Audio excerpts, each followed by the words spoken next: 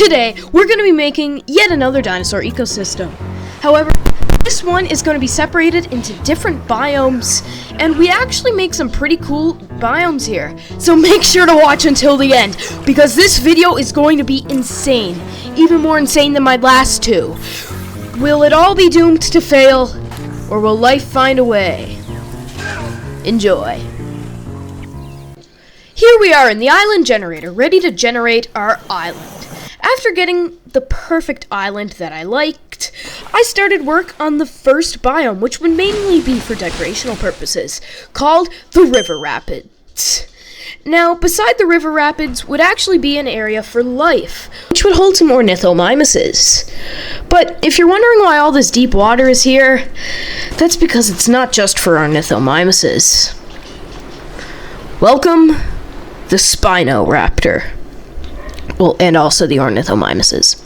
Anyways, the Spinoraptor is a combination of a Spinosaurus and a Velociraptor.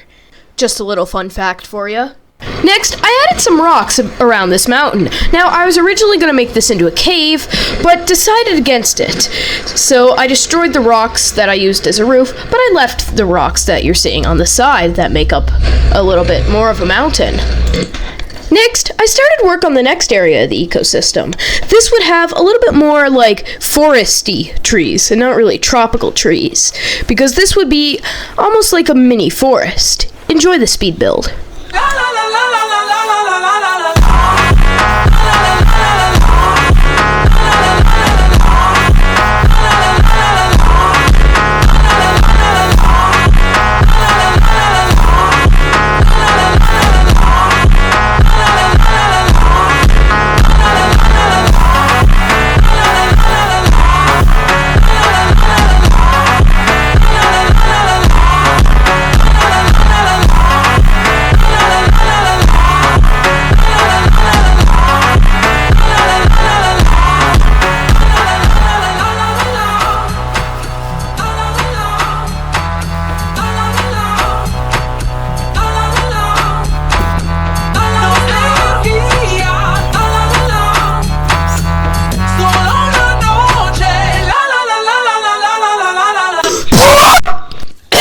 Anyways, it was time to get started on the first creature to the new biome, and that would be none other than the iconic Velociraptor.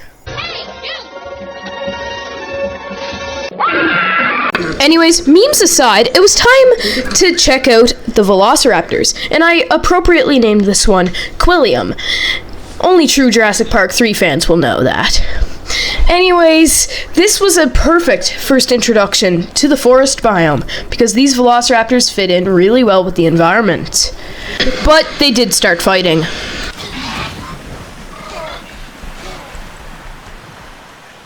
The Velociraptors were extremely cool and all, but it was time to get started on the next addition to the ecosystem, the Giganotosaurus. This guy, I'm really excited to see him in Jurassic World Chaos Theory. But if you thought that the Giganotosaurus was the only other dinosaur that I was going to add, think again, because welcome the Moros intrepidus. This guy looks a lot smaller than you think. He's probably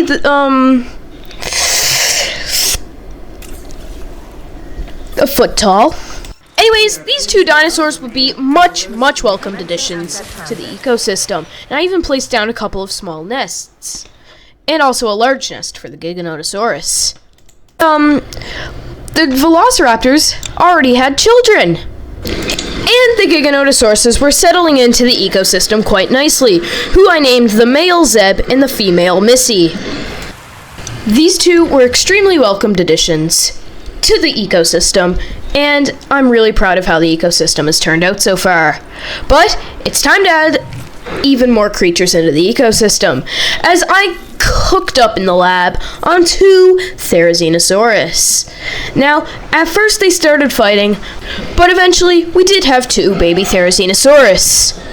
And in this time, the raptors had children, the Giganotosaurus had a kid, which I named Junior, and the Moros intrepidus even had 4 kids of their own. Now, with the forest area of the ecosystem growing, it was time to work on the next area of the ecosystem. the mountains. Enjoy the speed build.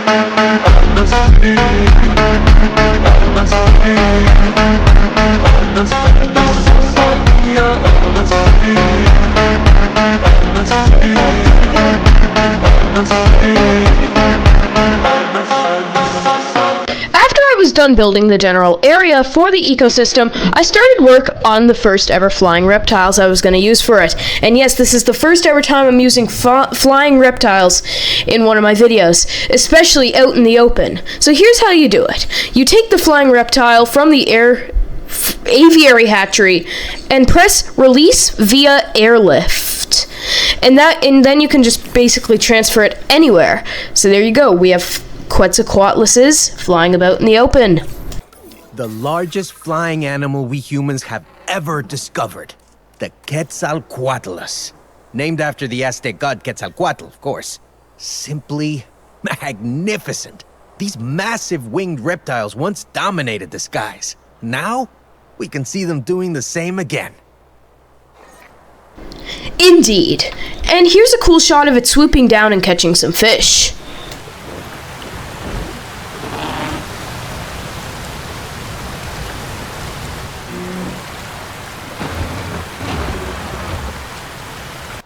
And here's some more cool shots of the Quetzalcoatlus.